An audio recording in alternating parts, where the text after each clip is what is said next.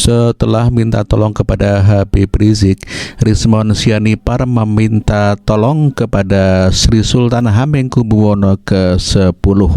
Dan inilah pernyataan Rismon Sianipar yang meminta bantuan kepada Sri Sultan Hamengkubuwono ke-10. Ya, kepada Baginda Sri Sultan Hamengkubuwono ke-10, ya, Bapak Sultan, tolonglah Pak di tengah ini Pak, ya, supaya ada mereka konvers. Kalau bisa saya bertiga juga diundang lagi dan Bapak Sultan yang hadir di situ, supaya mendesak UGM menyajikan data-data yang 34 itu. Tetap parah ada juga berani kau keluar statement kan, ya, bersembunyi di toilet rektorat itu ya kau, Ova Emilia,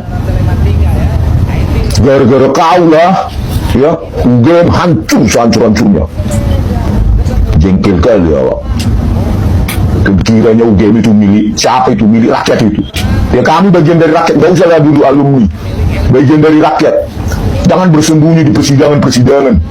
Tapi nanti kalau di persidangan baru menunjukkan, ini sudah dilaporkan gitu loh ke Barreskrim oleh tim TPU. Bahkan ada bukti baru saya, ya. Terus ini lagi bukti baru lagi nih.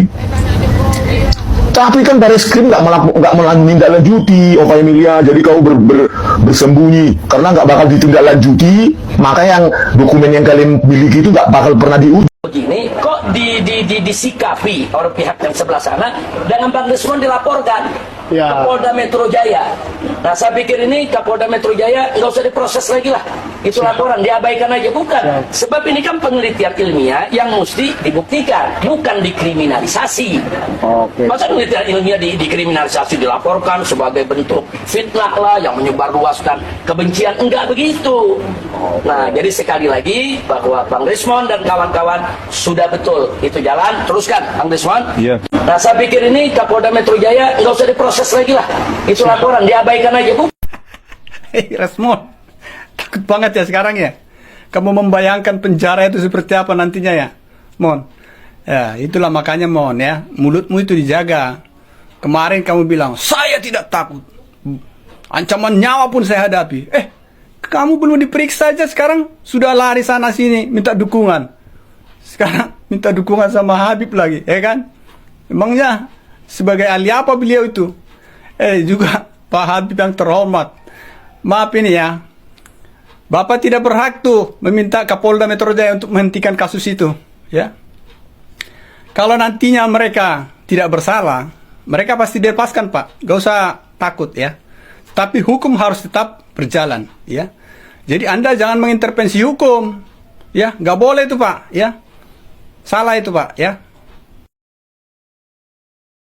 Apa yang terutama saya sampaikan ya, dalam pendapat saya di YouTube ya, di media sosial maupun di televisi, bahwa itu murni dari kajian ilmiah, ada tendensi kebencian, bias persepsi atau bias-bias lainnya.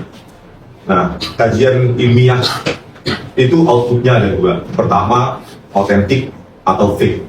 Itu ada dalam bidang ilmu forensik, digital forensik, itu fake document analysis. Jadi outputnya hanya ada dua opsinya. Yang pertama adalah otentik, atau yang kedua adalah fake. Jadi kalau itu kita didasarkan pada output kajian ini ilmiah, ya, maka kita tidak bisa output itu harus buta, independen terhadap kepada siapa dikenakannya output dari kajian ilmiah tersebut. Jadi kalau kita logikakan, kalau saya bersikap oportunis, maka saya bisa saja mengambil hati dari Pak Jokowi. Saya mengatakan dari analisis saya bahwa lembar pengusahaan skripsi di Widodo maupun ijazahnya adalah otentik, maka mungkin saya akan dapat bonus-bonus yang lain dari ya. Tapi kan kita sebagai peneliti, kita memiliki independensi, kita memiliki integritas yang memang sudah ada dari ketika kita membuat buku, menulis buku, ya, membuat paten, membuat jurnal, ataupun pekerjaan-pekerjaan proyek yang sering saya lakukan untuk profesor saya ya, dalam bidang berita analisis, yang banyak membuat sandi-sandi, kode-kode intelligence gitu, pekerjaan saya. Maka integritas moral itu menjadi bagian dari pekerjaan saya. Nah, suara saya, meskipun saya tidak ada keinginan untuk viral, Ya memang itu analisis saya tempatkan sesuai dengan koridor keilmuan saya, bahwa kalau dari analisis saya, bahwa setelah saya lakukan font identification, namanya font identification lewat neural networks atau AI atau deep learning, dia menggunakan model yang bernama convolutional neural networks, maka dari font identification tersebut, ya, bukan visual yang bias persepsinya tinggi, ya, tapi berdasarkan AI atau deep learning, maka kita dapati bahwa di lembar pengesahan skripsi Pak Joko Widodo itu confirm bahwa setelah kita analisis bahwa font yang digunakan adalah Times New Roman. Nah, dari sejarah atau catatan perkembangan teknologi, font Times New Roman itu baru dikenal publik sejak 1992 dengan dirilisnya sebuah operating system bernama Windows dengan prosesor dengan aplikasi Microsoft Office, ya, Windows 3.1. Disitulah Windows dan Adobe mengembangkan apa yang dinamakan teknologi PostScript. Ya, teknologi PostScript itu mengadopsi teknologi dengan penciptaan font yang sangat cantik berbasis apa yang dikenal dengan kurva Bezier, ya, sebuah persamaan matematika polinomial 1 dan 2 untuk membuat lengkungan-lengkungan tersebut.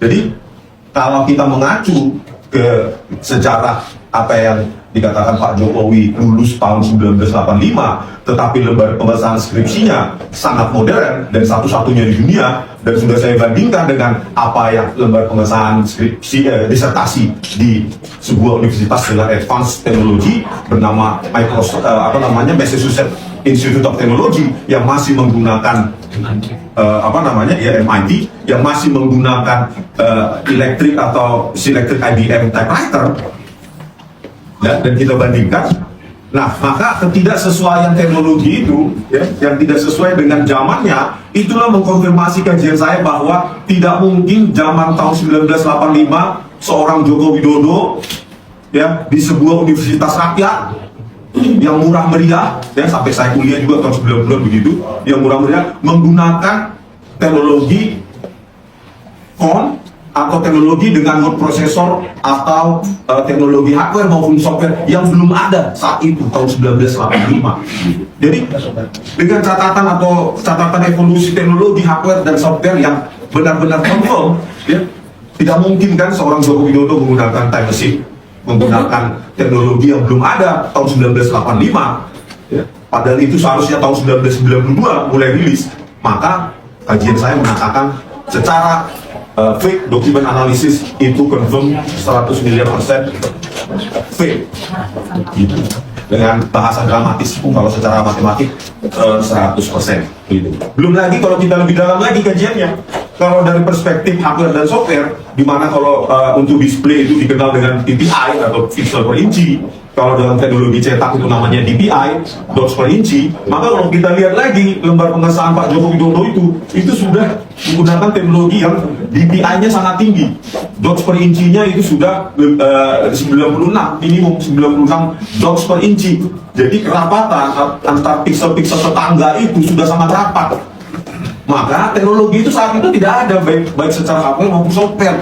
Nah, kalau kita lebih spesifik lagi dari DPI tersebut yang sangat tinggi itu, maka, ya, probabilitas software yang digunakan oleh Joko Widodo untuk mencetak lembar pengesahan skripsi itu adalah teknologi dengan sistem operating Windows dengan XP yang ada sejak 2004-2005. Gitu. Bayangkan lebih jauh lagi kan, kalau tadi teknologi font Times New Roman yang baru rilis sejak Windows 3.1 itu 1992, tetapi kalau dari teknologi percetakannya dots per inci itu lebih tinggi lagi. Maka hipotesis saya dia menggunakan Windows operating system, ya, versi XP yang ada sejak 2004-2005. Itu lebih spesifik lagi analisisnya, gitu. Ya. Jadi tadi itu ketidaksesuaian penggunaan teknologi yang belum ada, karena penggunaan teknologi terikat uang dan waktu. Ketidaksesuaian penggunaan teknologi yang ada tahun 1985, ya, membuat kesimpulan kajian saya bahwa lembar pengesahan skripsi itu direproduksi dengan tahun yang jauh melampaui tahun 1985. Maka kesimpulan saya menyatakan bahwa jika lembar pengesahan skripsi itu direproduksi dan palsu, maka tidak mungkin ada ijazah asli. Maka ijazahnya ya pasti palsu. Assalamualaikum warahmatullahi wabarakatuh. Teman-teman, selamat malam. Jumpa lagi dengan saya DJ Anak Central. Kita bersyukur mengucapkan alhamdulillahirrabbilalamin karena Allah telah membuka selebar-lebarnya tentang jalan-jalan kebenaran. Pak Jokowi dinyatakan ijazahnya asli, baik dari SMA maupun kuliah. Kalau sudah keluar hasil pembuktian ijazah asli Pak Jokowi, sekarang Roy Suryo mau apa? Mau ngapain? Tifa? Tipu? Rismon? Egy Sujana? Masih mau tetap nginep di rumah sakit? Fadilah? Mau lanjut ketabrak kereta? Itu yang tompel siapa itu? Apa mau sering-sering berantem sama petugas? Si Abraham Samad? Gimana? Masih mau mewawancarai para penipu ini? Rafli Harun? Profesor? Gimana ini? Apa masih mau mengupayakan untuk menyebar fitnah lagi? Gimana ini? Apa nggak percaya sama hasil yang ditemukan oleh Bareskrim? Semua bukti-bukti sudah disampaikan. Kalau saya lihat dari komentar-komentar pembenci sih, masih saja ada pertanyaan tuh. Mana ijazahnya? Kok cuma selembar kertas yang dibaca? Ijazah, bukti-bukti, skripsi, lembar pengesahan, koran, tempat penerimaan koran di mana Pak Jokowi diterima di Sipan Maru, kemudian ujian-ujian, nilai-nilai ujian, semuanya akan diperlihatkan di tempat yang semestinya, yaitu di meja hijau. Bukan di internet. Nanti kalian palsukan lagi. Seperti ijazah Pak Jokowi yang disebar oleh orang PSI, terus kalian edit-edit, dibikin gelap. Kan kalian kurang ajar, ya. Kalau orang PSI itu menampilkan ijazah asli, difoto, ditaruh di X. Tapi kalian ambil dokumen itu, kemudian kalian ubah. Kurang ajar kalian itu. Dan akhirnya ketahuan ini, ya. Ijazah SMA-nya asli. Kemudian ijazah UGM-nya asli. Bahkan disertai dengan bukti-bukti. Bukti-bukti yang sangat lengkap loh. Dengerin nggak kamu? Jangan masih terus ngotot. Ya, kalian ini sebenarnya orang waras apa enggak sih? Hah? Udah dikasih bukti-bukti segini banyak, masih aja. Masih ngotot. Pokoknya Pak Jokowi harus palsu ijazahnya. Pak Jokowi harus malu. Pak Jokowi harus dipermalukan. Indonesia harus revolusi. Sebagaimana yang beredar ini nih. Ajakan revolusi ini. Saya tahu ini siapa yang menyebarkan ini. Nih. Siapa yang menyebarkan ini nih? Ini adalah kejadian tahun 98. Rekaman salah satu wartawan asing tahun 98. Kalian buatkan sebuah video, ditaruh di situ katanya Indonesia revolusi. Itu sama juga kalian ini ngajak revolusi. Kemudian ada di situ orang asing ngomong pakai bahasa Inggris. Seolah-olah orang asing memberitakan berita hoax. Padahal ini memang kejadiannya benar tahun 98. Maksudnya apa disebar sekarang? Ngajak rakyat revolusi. Ini siapa nih yang nyuruh nih? Ada kaitannya nggak dengan kubunya Roy Suryo, tipu Rismon, Abraham Samad, Rafli Harun, si Tompel, Fadilah, Kurnia, bener orang HTI, FPI, mantan-mantan jenderal? Ada hubungannya itu? Kalian ini membuat gaduh. Indonesia ini sedang membangun menuju emas. Indonesia sedang berbenah. Indonesia saat ini sedang menuju ke tingkat yang lebih tinggi, sedang tinggal landas. Tapi kalian nggak suka. Kalian selalu bikin gaduh. Kalian selalu membuat suasana tidak nyaman, mengganggu pemerintah. Kalian orang-orang pinter loh. Harusnya kalian itu membantu pemerintah. Membantu pemerintah menjalankan program-programnya, bukan membuat gaduh, memprovokasi dengan isu-isu yang nggak masuk akal. Saya sudah bisa tahu bahwa itu semua fitnah, rekayasa. Dan kalau kalian nggak ada yang bayar, bohong. Kalian memang pintar, kalian lulusan UGM, tapi kalian sendiri tidak percaya dengan UGM. Kalian itu orang-orang hebat. Bahkan Amin Rais, bapak reformasi, ya, yang dulu kita gadang-gadang untuk jadi presiden, tapi akhirnya dia tidak memilih jadi presiden karena ternyata presiden itu rendah di saat itu. Kedudukannya lebih tinggi MPR yang bisa memecat presiden. Akhirnya Amin Rais memilih menjadi ketua MPR. Dan sekarang jadi apa Amin Rais? Harusnya bisa menjadi cahaya yang terang buat kita yang muda-muda dengan ilmu dia itu. Menjadi lampu yang padam. Bukan menerangkan, malah memadamkan. membuat kita kegelapan. Tapi lucunya dia ikut-ikutan teriak Indonesia gelap, Indonesia gelap. Justru mereka ini yang membuat Indonesia menjadi gelap. Karena ilmu yang harusnya menjadi cahaya buat Indonesia tidak diberikan untuk hal-hal positif, tapi dipadamkan ilmu kalian itu. Menyesatkan informasi-informasi yang keluar dari mulut kalian. Semuanya menyesatkan. Tifa dengan ijazah S1, S2 dari UGM tidak bisa memberikan ilmunya buat bangsa ini, buat rakyat, buat yang muda-muda, tapi justru memprovokasi. Ini contohnya. Nah, mencari ini semua, ini adalah sebuah konspirasi yang membuat UGM itu menjadi korban. UGM itu menjadi korban. Jadi sekarang kita coba selamatkan sama-sama. Menurut saya juga, Bapak Ibu dan saya itu teman-temannya, saya juga bilang teman-temannya Pak Jokowi ya, Bapak dan Ibu yang alumni Fakultas Kehutanan 1980 itu nggak usah juga jadi tameng. Karena nggak perlu juga, nggak penting juga gitu loh, memperlihatkan ijazah, memperlihatkan foto-foto kami lagi dibunuh dan segala macam. Menurut saya ini sudah diidentifikasi loh, itu bohong gitu kan. Ya, anak-anak bohong ya. Ini Pak Jokowi, biarkan juga itu menyelesaikan persoalannya sendiri. Oke, nggak usah ikut-ikut. Menurut saya juga jangan saja. Nggak usah bikin statement apapun yang nanti jadi blunder. Pak kita rugi. Teman-teman alumni UGM juga biarkan saja. Beliau kan sudah diangkat sama kita semua jadi presiden, sudah menikmati kekayaan dan kemajuan luar biasa, sudah cukup. Dia berusaha memprovokasi UGM supaya tidak mengatakan bahwa ijazah Pak Jokowi asli. Sok dia ngancam-ngancam UGM. Nggak usahlah UGM mengatakan ijazah Pak Jokowi asli. Kita kan sudah memberikan jabatan yang tinggi kepada Jokowi. Sampai presiden loh. Sudah cukup itu jabatan presiden. Kita kan sudah memberikan jabatan presiden. Tifa. Yang memberikan jabatan presiden bukan kamu. Kok ngaku-ngaku? Kamu milih Pak Jokowi aja? Enggak. Ngaku-ngaku kamu. Oh, kalau dulu kamu pilih Pak Jokowi mungkin ya periode pertama ya. Karena kamu memang menggilai Anies kan. Anies Baswedan. Ketika Anies dipecat, terus kamu tiba-tiba benci sama Pak Jokowi kan. Terus kamu gabung deh sama FPI, HTI. Tuh kamu siapanya Anies sih? Sampai segitunya. Anies dipecat dari kabinet, kamu ikut-ikut benci Pak Jokowi. Kamu tersakiti. Kamu apanya Anies, Tifa? Terus sekarang gimana kamu ini? Setelah polisi bilang ijazah Pak Jokowi asli. Mau ngadu kemana? Ke Perserikatan Bangsa-Bangsa? Atau ke Komnas Satwa Liar? Atau kemana nih? Ke Komnas orang-orang sakit jiwa? Pak Anies dipecat dari menteri, kamu langsung berjuang untuk Pak Anies. Sampai halu begitu. Pak Anies tidak butuh jabatan di Indonesia. Pak Anies dibutuhkan oleh negara. Perang dunia ketiga itu Pak Anies dibutuhkan dunia internasional. Kamu pikir Anies Baswedan itu Imam Mahdi? Ngawur kamu ini. Saya kasih tahu ya. Jangan lagi kamu membacot di media sosial soal ijazah ini. Karena sudah terbukti kamu bohong. Terbukti kamu merekayasa kegaduhan ini bersama teman-teman kamu itu. Sudah stop. Nanti kami akan minta polisi untuk mengkerangkeng kamu.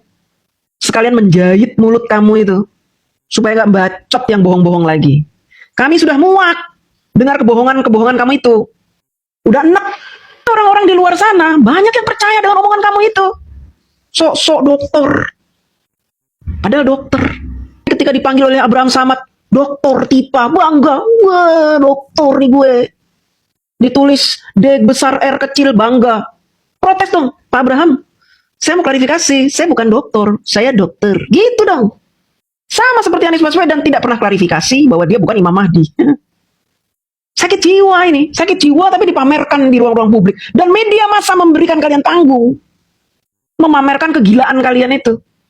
Orang sakit jiwa diundang di ILC, di INews. Nih untuk media-media juga nih ya. Tolong media-media, orang-orang gila seperti Tifa, Roy, Egy Sujana, Fadila. Itu orang gila semuanya itu. Ngada-ngada, ngarang-ngarang, orang halu. Kenapa diberi panggung? Judulnya saja rakyat bersuara. Yang kalian tampilkan orang gila bersuara. Karena kami miris melihat bangsa ini diobrak-abrik setiap hari oleh orang-orang model Tifa, Roy Suryo, Egy Sujana, orang FPI, HTI. Bahkan kalian beri panggung pengacara tidak sopan itu, siapa itu yang tompelan itu. Kalian berikan panggung dia mencak-mencak.